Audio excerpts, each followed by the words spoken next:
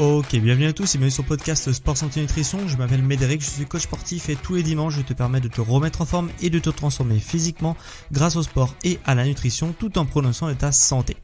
Et aujourd'hui on va avoir un nouveau sujet sport puisqu'on va parler entraînement sportif. Et on va parler tout particulièrement de la fin de ton entraînement puisqu'on va parler des finishers. Et là tu vas me dire, qu'est-ce que c'est qu'un finisher si t'es pas forcément familier avec le terme? Un finisher, c'est un exercice de fin de séance, donc un ou plusieurs exercices, mais généralement un exercice de fin de séance qui est relativement court et très intense. Cet exercice placé en fin de séance qui est au niveau de l'intensité maximale de ce que tu peux donner, ça a un intérêt, c'est d'améliorer l'aspect de ton physique ou de ta condition physique. Personnellement, c'est quelque chose que j'aime bien mettre dans mes séances d'entraînement pour intensifier mes séances. Quand je suis en bonne forme et que j'ai vraiment des bonnes sensations sur une journée, eh bien je me dis, ok, j'ai fait déjà une bonne séance et je vais faire encore une séance qui est encore mieux en mettant justement un finisher en fin de séance pour vraiment me terminer et voilà. Et du coup, ça permet d'avoir des bons gains sur le long terme, sur le moyen terme, puisque ça te fait toujours un exercice en plus dans ta séance qui est optionnel, mais qui, comme il est réalisé avec une bonne intensité, une très haute intensité, bah forcément ça va te donner des résultats sur le long terme et sur le moyen terme, puisque tu te donnes à fond pendant un moment clé de ta séance que tu n'avais pas prévu initialement. Donc dans cet épisode de podcast, je vais parler tout simplement de l'intérêt des finishers et de l'intérêt d'intégrer des finishers dans tes séances d'entraînement. Je vais te montrer aussi qu'il existe plusieurs types de finisher. Tu verras en fonction de ce que tu veux développer chez toi, il y a un finisher qui est forcément fait pour toi. Je vais te donner des exemples de finishers qui existent, que tu vas pouvoir directement intégrer dans tes routines d'entraînement. Et en fin d'épisode, tu auras aussi accès à deux petites choses bonus. Voilà, pour ceux qui restent jusqu'à la fin de l'épisode, vous aurez accès à du contenu bonus rien que pour vous. Alors, on commence tout de suite par la première partie. Quel est l'intérêt de finir par un finisher en fin de séance? Comme je te l'ai dit, le finisher, c'est quoi? C'est un exercice que tu places à la fin de ta séance qui est court et intense. Ok, l'idée c'est vraiment de se terminer et vraiment de finir en beauté ta séance de sport. Quel est l'intérêt de faire ça? Déjà, comme c'est mis en fin de séance, c'est relativement facile vu qu'il n'y a plus rien qui va après ton finisher de tout donner sur le dernier exercice, puisqu'on a tous tendance quand on fait une séance de sport à tomber dans une routine et au final à pas se donner à 100% pendant ces séances de sport, parce que on a envie de garder un peu d'énergie pour la journée bêtement, parce que pas mal de choses comme ça, on se dit voilà, j'ai encore des exercices qui viennent après, donc je vais pas tout donner pendant ma séance de sport. C'est très difficile de donner 100% à chaque minute de ta séance de sport. Ça c'est quelque chose qui est humain, je pense. Vraiment avoir un très très bon mental pour justement tout donner tout le temps, toutes les minutes, toutes les secondes de ton entraînement. Voilà, ça c'est la première chose. Donc forcément de mettre un exercice bonus de fin qui a pour but justement de donner à 100%, où tu dois donner à 100% pendant un court laps de temps, c'est beaucoup plus facile pour toi de se dire ok, pendant ce créneau de 5 minutes ou de 2 minutes ou de 3 minutes ou de 10 minutes en fonction de ta condition physique, je vais absolument tout donner et de toute façon je m'en fous, parce que même si je suis cramé à la fin de ces 2, 3, 5, 10 minutes, j'ai rien qui vient après, donc je vais tout donner, comme ça je serai content de ma séance. Donc ça c'est une première chose, c'est ça l'intérêt d'un finisher, c'est vraiment de tout donner, et comme il n'y a rien qui vient après, c'est beaucoup plus facile de tout donner pendant un court laps de temps. Deuxième intérêt, c'est de repousser ses limites. Le finisher, c'est pas forcément quelque chose à mettre à la fin de toutes tes séances d'entraînement, sauf si tu es dans une super forme en ce moment. Mais pas forcément quelque chose que tu dois mettre à toutes tes séances, quelque chose que tu peux mettre à toutes tes séances. Et moi ce que m'intéresse, c'est il y a des jours, tu as forcément dû le remarquer, où tu vas bien, d'autres jours où tu vas moins bien, parce que tu as bien dormi, parce que tu as mal dormi, parce que tu as traîné tard le soir la veille, ou parce que justement tu t'es couché tôt, ou parce que je sais rien, tu as eu un planning très chargé la veille, du coup tu es moins en forme le lendemain, ou justement tu es en vacances, donc tu as plus de temps, donc tu as plus d'énergie, etc. Enfin bref, il y a tout un tas d'aspects qui permettent de te dire aujourd'hui je suis dans un bon jour ou aujourd'hui je suis dans un mauvais jour.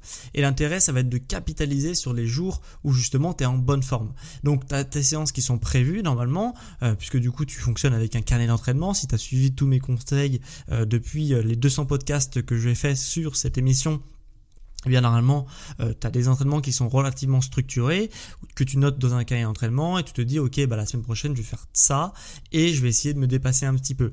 Et cette semaine suivante, du coup tu vas te dire ok, je vais me dépasser un petit peu, tu te dépasses durant toute ta séance et tu te dis ok, j'ai encore un peu d'énergie, je suis vraiment en super forme aujourd'hui, j'ai encore un peu d'énergie, je vais tout donner sur un finisher de 5, de 10 minutes et du coup forcément ça va repousser tes limites et vraiment améliorer de façon considérable un aspect que tu as voulu développer par ton finisher. Et forcément, si tu mets toujours le même finisher les jours où justement ça va bien, tu es en forme, etc., eh bien tu vas pouvoir vraiment développer certains aspects de ta condition physique vraiment de manière ultra rapide.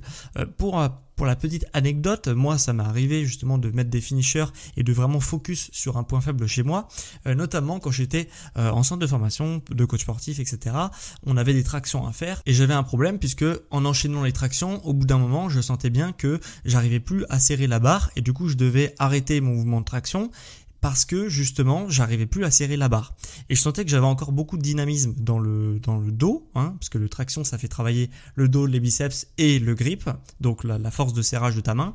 Et moi c'était cet aspect là qui pêchait chez moi, c'est-à-dire que au bout d'un moment j'avais plus de force pour serrer la barre, donc c'est un peu contraignant quand on n'a pas assez de force dans l'avant-bras justement, parce que du coup on peut plus serrer la barre, donc on peut plus réaliser de traction. Et je me suis dit voilà, je vais intégrer des finishers justement en vue d'améliorer mon grip, donc mon serrage au niveau de la barre fixe, pour justement petit à petit améliorer mon grip et ne plus que ce soit un point faible mais que ça devienne forcément un point fort ou un point qui est au même niveau que les autres aspects justement du mouvement de la traction. Et forcément, qu'est-ce que j'ai fait ? Eh bien, j'ai mis à la fin de toutes mes séances d'entraînement un finisher où je me suspendais à la barre pendant un certain temps, je me chronométrais et la séance suivante, j'essayais justement de tenir un peu plus longtemps suspendu à la barre sans bouger. Et petit à petit, séance par séance, eh bien, tu arrives à améliorer considérablement justement ton grip en fin de séance. Et au bout d'un moment, forcément ton grip s'améliore et le mouvement de la traction n'est plus limité par mon grip, donc le fait de serrer la barre, mais par d'autres aspects, etc. Et du coup, si tu as vraiment un point faible à améliorer chez toi, eh bien, c'est un excellent moment, le finisher, donc le dernier exercice de ta séance, que tu fais en plus de ta séance pour justement développer un point faible ou accentuer les points forts. Si par exemple tu as envie de développer un point fort chez toi, que ce soit pour de la préparation physique, puisque tu as un point fort dans ton jeu, dans ton sport, et que du coup tu veux l'améliorer et vraiment mettre l'accent dessus, c'est possible de le mettre en finisher dans tes séances d'entraînement. Il y a énormément de choses à faire avec le finisher, mais en tout cas, de placer un exercice bonus dans lequel tu vas faire un focus particulier, ça permet vraiment d'accélérer tes progrès sur le long terme. Donc maintenant que tu as vu l'intérêt des finishers, soit pour améliorer ta condition physique, donc point fort, point faible, soit pour justement développer ton physique, pour avoir un physique plus harmonieux ou plus sec ou plus ce que tu veux, eh bien on va voir quel type de finisher il existe. À mon sens, il en existe 3, même si ça n'a jamais été, défini par la science, mais on va dire qu'il existe 3 types de finishers. Pour moi, tu peux ranger n'importe quel finisher dans 3 catégories, donc dans l'une des 3 catégories que je vais t'exposer. Donc il y a tout d'abord les finishers à haute intensité musculaire. Alors c'est des finishers qui visent à améliorer la puissance, donc on va prendre un mouvement de renforcement quelconque et on va essayer de faire le max de reps sur un temps réduit. Ok, donc vraiment par exemple tu veux améliorer la puissance de ton haut du corps, eh bien tu vas faire des pompes peut-être même claquées si tu as un bon niveau en sport, des pompes qui visent à vraiment avoir beaucoup de vitesse dedans, ok, parce que tu veux améliorer la puissance, donc il faut mettre de la vitesse dans ton mouvement et tu vas dans un temps peut-être de 3, 4 minutes, 5 minutes, 10 minutes en fonction de ta condition physique faire le max de ce mouvement là, ok, donc le max et voilà. Et après, c'est fin de séance. Voilà. Donc ça permet justement de rajouter un focus sur le haut du corps et d'améliorer ta puissance au niveau du haut du corps de certains muscles, donc la ceinture scapulaire, pectoraux, épaules et triceps. Voilà. Si tu veux améliorer les jambes, tu peux faire exactement la même chose. Tu fais par exemple des squats sautés. eh bien tu fais des squat jump pendant 2, 3, 5, 10 minutes, c'est toujours la même chose, et ça va améliorer ta puissance, et du coup tu vas pouvoir avoir vraiment une nette amélioration de ta puissance si tu répètes ce finisher pendant plusieurs semaines, les jours où justement tu as un bon niveau de forme. Voilà, donc ça c'est pour les finishers à haute intensité musculaire.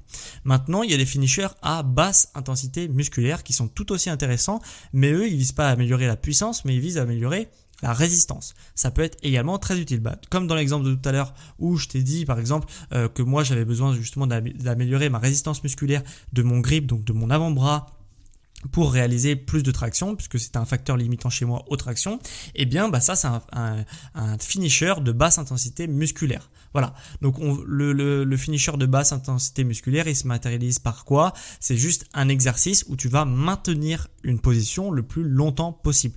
Okay, et chaque semaine, t'essayes, tous les jours où tu intègres des finishers, t'essayes justement de maintenir cette position un peu plus longtemps. Donc voilà. Donc ça, c'est très différent justement de l'autre type de finisher que je t'ai exposé, où là, c'est un mouvement dynamique. Là, on a un mouvement qui est statique, où on va faire un effort de résistance.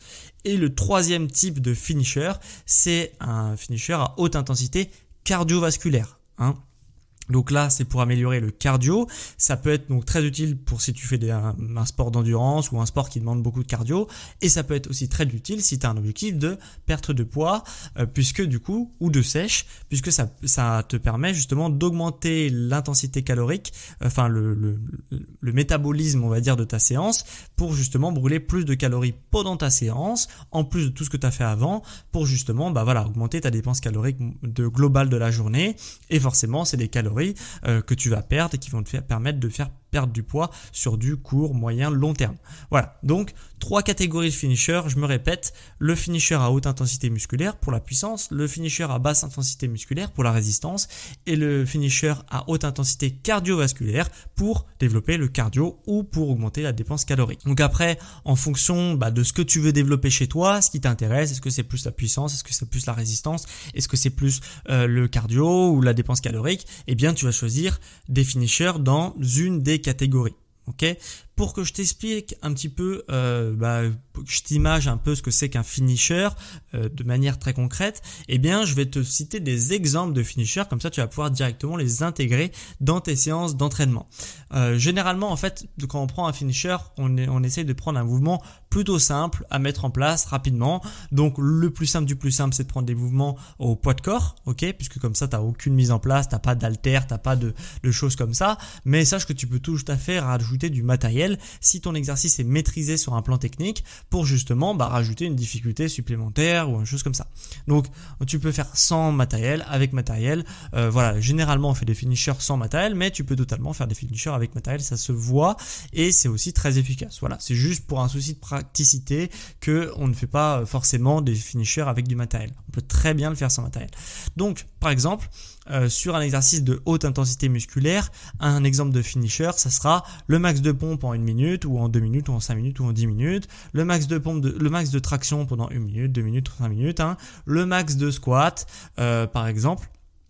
Le max de squat jump, le max de tous les exercices au poids de corps un peu connus, tu vois, que tu vois souvent, eh bien, tu vas essayer d'en faire le maximum possible pendant un certain temps. 1 minute, 2 minutes, 3 minutes, 5 minutes. Ok ? Donc ça, c'est pour les exercices à haute intensité musculaire.